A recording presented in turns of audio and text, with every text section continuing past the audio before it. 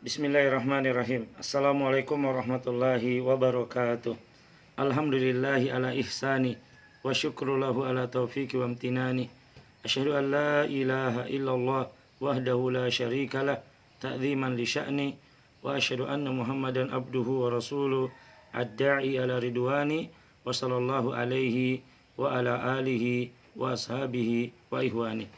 Kaum muslimin dan muslimat yang dimuliakan Allah Subhanahu wa taala, alhamdulillah kita bersyukur kepada Allah Subhanahu wa taala atas segala nikmat yang diberikan kepada kita semua. Pada kesempatan kali ini kita masuk dalam pertemuan yang ketiga, fikih seputar puasa Ramadan yang ketiga.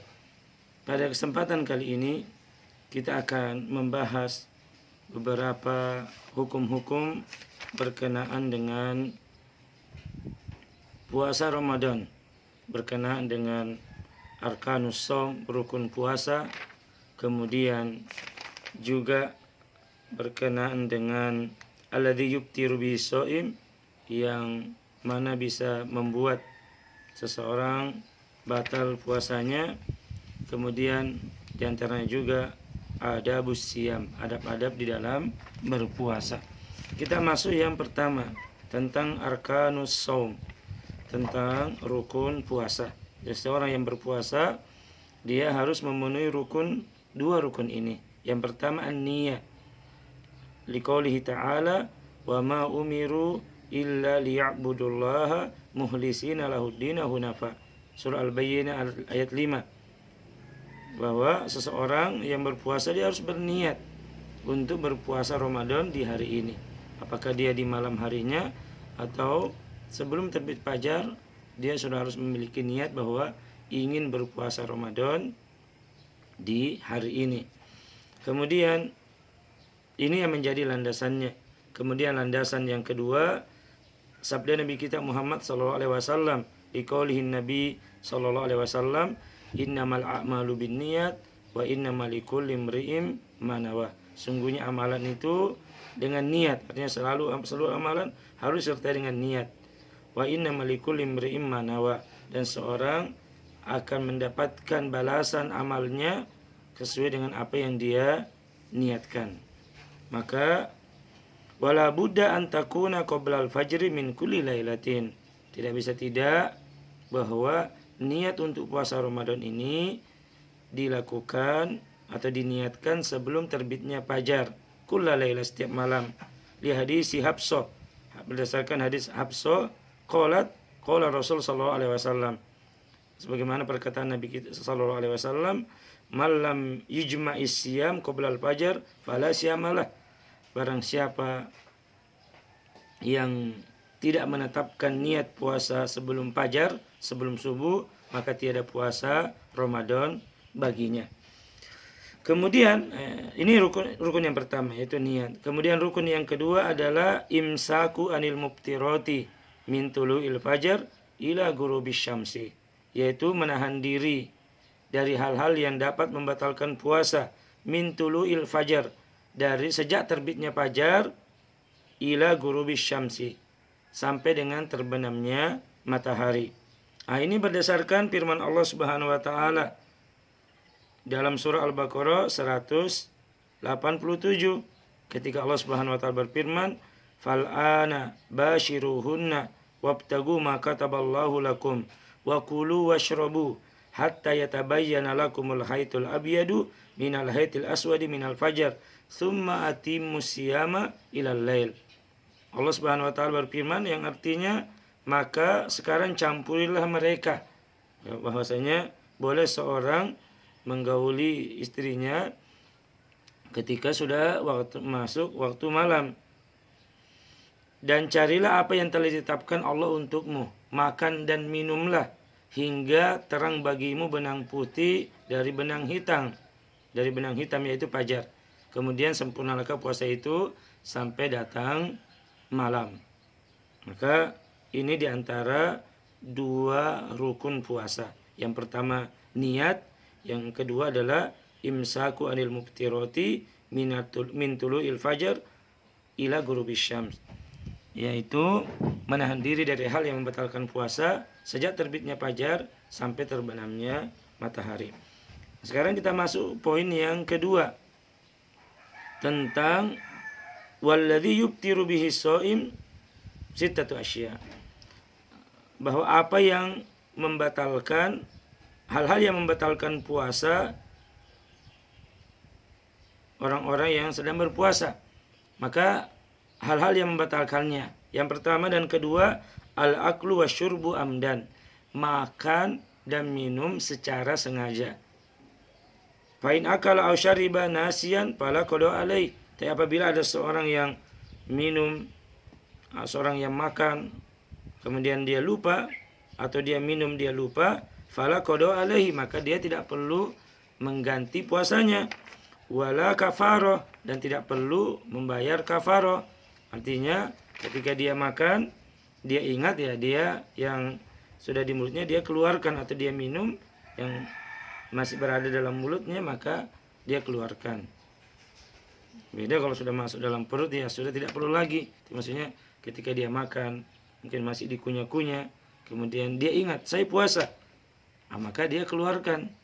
Jangan sampai seorang makan atau minum, pas dia makan dia ingat, sudah dalam mulut. Maka tidak boleh mengatakan demikian, karena itu pasti batal daripada puasanya kalau terus dilanjutkan untuk dimakan. Maka ini yang pertama, makan dan minum secara sengaja. Jadi kalau ada yang seperti itu, maka fala qada alaihi, tidak perlu mengganti, wala kafarah. Dari mana hal ini? Ini berdasarkan sabda Nabi kita Muhammad sallallahu alaihi wasallam. An Abi Hurairah an Nabi sallallahu alaihi wasallam qala, man nasiya wa huwa shaimun fa akala aw syariba falyutimma shaumahu fa innama at'amahu Allahu wa saqahu. Disebutkan barang siapa lupa padahal ia berpuasa lalu makan atau minum, maka hendaknya ia menyempurnakan puasanya, karena sesungguhnya ia diberi makan dan minum oleh Allah Azza wa Jalla. Jadi kalau sudah tidak sengaja, mungkin dia lagi buka mulut, dia masuk tertelan secara tidak sengaja, maka hal ini berdasarkan hadis ini maka tidak membatalkan puasanya. Kemudian yang ketiga disebutkan al-qai'u amdan, muntah secara sengaja. Mungkin ada orang mau sengaja muntah, dia sengaja mencium bau-bau sehingga dia muntah, sengaja mau muntah. Ingat, al-qai'u amdan. Adapun muntah secara tidak sengaja, kadang ada orang sudah jam 12, sudah mau menjelang maghrib, kemudian dia muntah, tapi tidak sengaja muntah, maka menurut beberapa pendapat ini tidak batal puasanya. Maka yang batal menurut pendapat yang lain adalah yang muntah secara sengaja. Karena beda ketika muntah itu kan dari dalam keluar, beda ketika makan dia dari luar ke dalam. Jadi sebagaimana sabda Nabi kita Muhammad SAW, an Abi Hurairah radhiyallahu anhu, anna Nabi sallallahu alaihi wasallam qala, man dara'ahul qai'u falaysa alaihil qada'. Barang siapa yang terpaksa muntah, maka tidak ada kewajiban qada atasnya, maka dia lanjutkan puasanya. Wa man istaqa amdan falyaqdi. Tapi barang siapa yang sengaja muntah dengan sengaja, maka batal puasanya dan dia harus mengqada di hari yang lainnya. Maka fa in ghalabahul qai'u fala qada alaihi wala kafara. Ini yang kedua. Ini yang ketiga. Kemudian yang kelima, yang keempat dan kelima, al-haidu wan nifas. Haid dan nifas. Walau fil lahdhatil akhirati minan nahar li ijma'il ulama'i alaihi. Walaupun misalnya tinggal 30 detik orang berbuka puasa, kemudian dia datang bulan, maka batal daripada puasanya.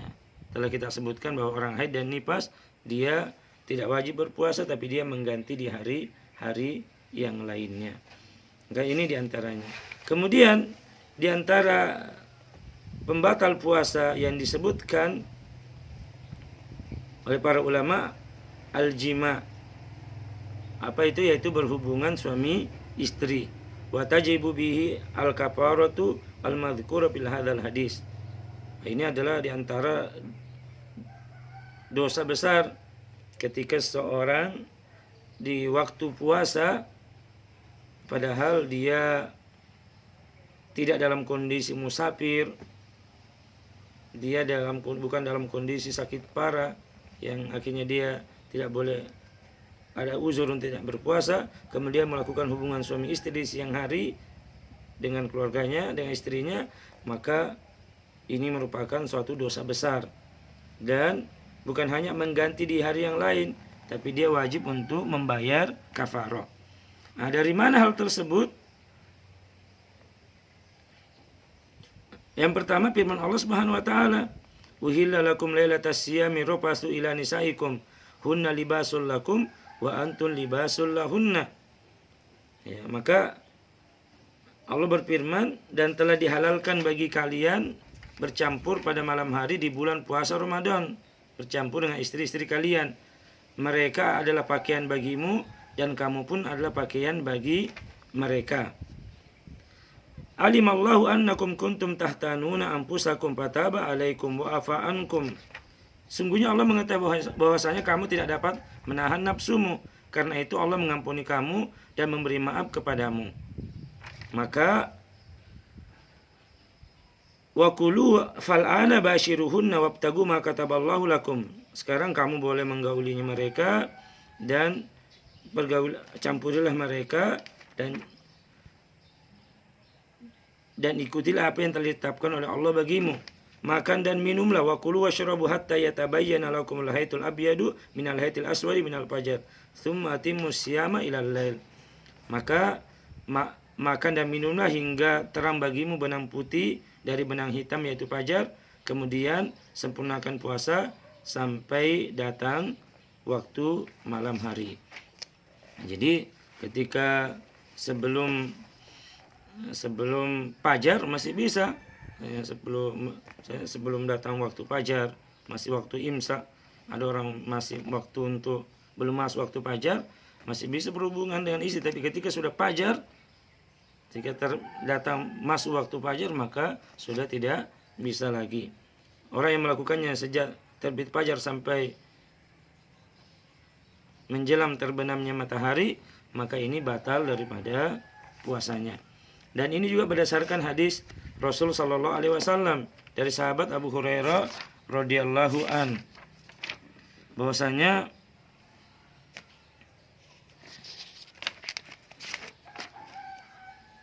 beliau mengatakan, "Baina manahnu julusun indan Nabi." Suatu ketika kami duduk bersama Nabi sallallahu alaihi wasallam. Idh ja'ahu rajulun. Kemudian datang seorang laki-laki, faqala, "Ya Rasulullah." Kemudian dia mengatakan, "Wahai utusan Allah, halaktu." Saya celaka. Kemudian ditanya, "Malaka? Ada apa? Kenapa engkau mengatakan celaka aku?" Maka dia mengatakan, "Waqa'tu ala imro'ati wa ana shaim." Ya Rasulullah, saya berkumpul dengan istriku padahal saya sedang berpuasa Ramadan. Maka Rasul sallallahu alaihi wasallam bersabda, ya, kabar itu kamu sudah batal puasamu, kemudian kamu harus bayar kafarah. Hal tajidu raqabatan tu'tikuha? Qala la. Kalau begitu, apakah engkau memiliki budak sehingga kamu bisa memerdekakan budak tersebut? Ini kafarah yang pertama, yaitu memerdekakan budak. Kemudian qala fahal tastati'u an tasuma syahraini mutatabi'ain? Kedua, apakah engkau mampu untuk berpuasa 2 bulan berturut-turut? Qala la. Maka dia mengatakan tidak. Jangankan mungkin 2 bulan, yang hari ini saja dia tidak mampu untuk menahan syahwatnya. Qala fahal tajidu it'amu sittina miskina? Apa kamu mampu untuk memberikan 60 orang miskin? Qala la. Tidak mampu ya Rasulullah. Qala pamakasan Nabi, maka Nabi SAW diam termenung. Fabaina manahnu ala dzalika utiyan Nabi bi arokin fiha tamrun wal aroku al miktal. Maka ketika dalam kondisi seperti itu, tiba-tiba dibawakan kepada beliau sekeranjang kurma kering. Kemudian Nabi SAW mengatakan, "Aina sa'il?" Mana tadi yang bertanya itu? Faqala ana, saya ya Rasulullah. Qala khudh hadza fatasaddaq bihi. Dia mengatakan, kalau begitu ambillah kurma ini, bersedekah dengan kurma ini. Faqala rajul ala abqari minna ya Rasulullah. Saya bersedekah kepada orang yang paling miskin dari saya ya Rasulullah. Fa wallahi ma baina labataiha yuridul harrataini ahlu baitin abqara min ahli baiti. Bukan mengatakan wallahi ya Rasulullah, sungguh di antara dua kampung itu tidak ada keluarga yang lebih fakir daripada keluargaku. Kemudian fadohikan Nabi SAW tersenyum. Hatta badat anyabuhu. Beliau tertawa sampai kelihatan daripada gigi taringnya. Faqala, kemudian berkata, at'imuha ahlaka. Kalau begitu berikanlah makan keluargamu ini. Jadi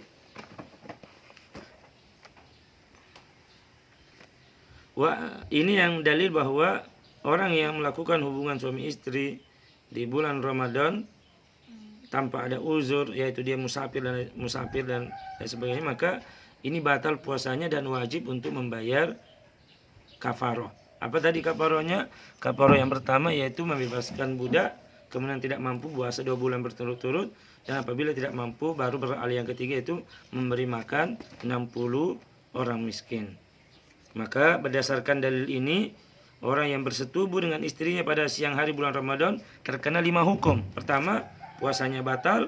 Kedua, mendapatkan dosa. Ketiga, ada yang mengatakan tetap menahan diri untuk tidak makan dan minum sampai berbuka serta tidak mengulanginya. Keempat, wajib membayar kafaroh dengan urutan berikut. Apa itu? Membebaskan budak. Bila tidak mendapati budak, wajib berpuasa 2 bulan berturut-turut. Ketiga, bila tidak mampu berpuasa 2 bulan berturut-turut, maka wajib memberi makan 60 orang miskin. Tapi ingat, wajibnya membayar kafaroh berlaku khusus puasa Ramadan saja.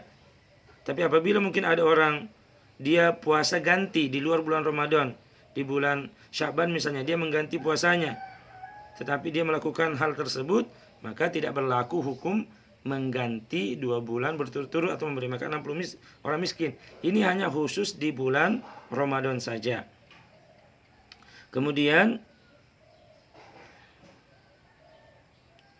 maka wajib juga dia mengkodok puasa tersebut. Jadi kaum muslimin yang Allah Subhanahu wa taala, ini pendapat yang paling kuat dalam masalah orang yang berhubungan suami istri. Maka pertanyaannya, kalau itu suaminya, apakah istrinya wajib membayar kafaroh? Nah, jika seorang istri memenuhi ajakan suami untuk melakukan bersetubuh, apakah dia juga wajib membayar kafaroh sebagaimana suaminya? Maka ada 2 pendapat dalam masalah ini. Pendapat yang pertama, tidak wajib membayar kafaroh, karena dalam konteks hadis tidak disebutkan istri wajib membayar kafaroh. Ini pendapat dari kalangan Syafi'iyah, Ad-Daw Az-Zahiri, dan salah satu riwayat dari Imam Ahmad. Dan pendapat ini dikuatkan oleh Imam An-Nawawi dan Imam Ibnu Qudamah condong mengikuti pendapat ini. Kemudian pendapat yang kedua, wajib bagi seorang istri membayar kafaroh jika menyetujui ajakan suami. Jika dia memang suka sama-sama mau.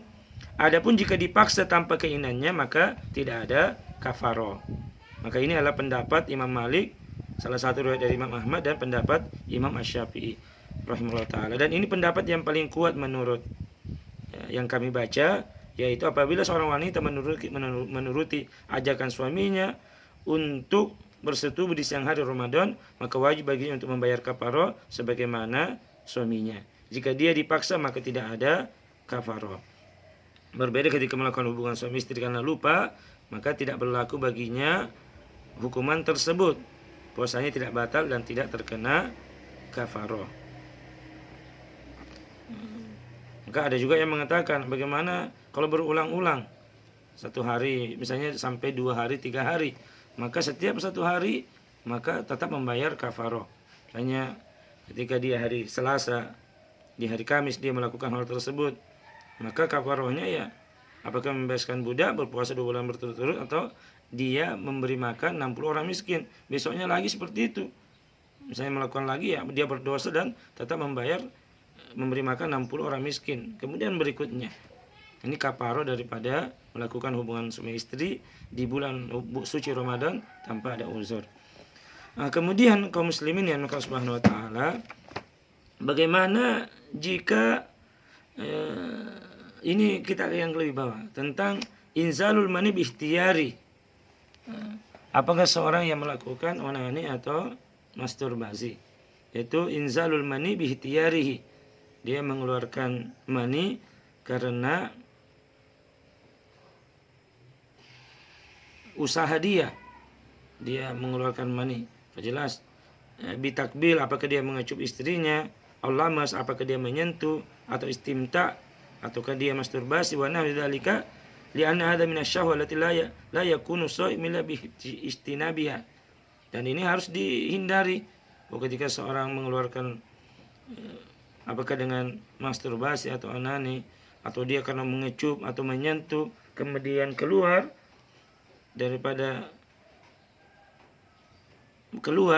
air maninya, maka ini membatalkan puasa. Yada ta'am wa syarab wa syahwatu min ajli. Karena puasa itu meninggalkan makan dan minum dan syahwat. Adapun ini kalau apabila mengecup atau menyentuh, akhirnya insal, keluar air maninya. Fa amma takbidu wal lamsi bidunil insal fala yufattir. Adapun seorang mungkin mengecup atau menyentuh daripada istrinya tapi tanpa inzal, tanpa adanya keluar, maka fala yufattir, maka ini tidak membatalkan puasanya. Sebagaimana sabda Nabi SAW, riwayat Imam Bukhari dan Imam Muslim dari hadis Aisyah radhiyallahu anha, bahwasanya Nabi SAW kana yukabbilu wa huwa shaimun wa yubashiru wa huwa shaimun walakinnahu kana amlakakum li'i, bahwasanya Nabi SAW yukabbilu wa huwa shaimun, beliau kadang mencium istri beliau dalam keadaan berpuasa, wa yubashiru wa hum shaimun, dan dia kadang menyentuhnya dalam keadaan berpuasa, walakinnahu kana amlakakum li'iri. Tapi Rasulullah SAW orang yang paling menahan daripada hasratnya.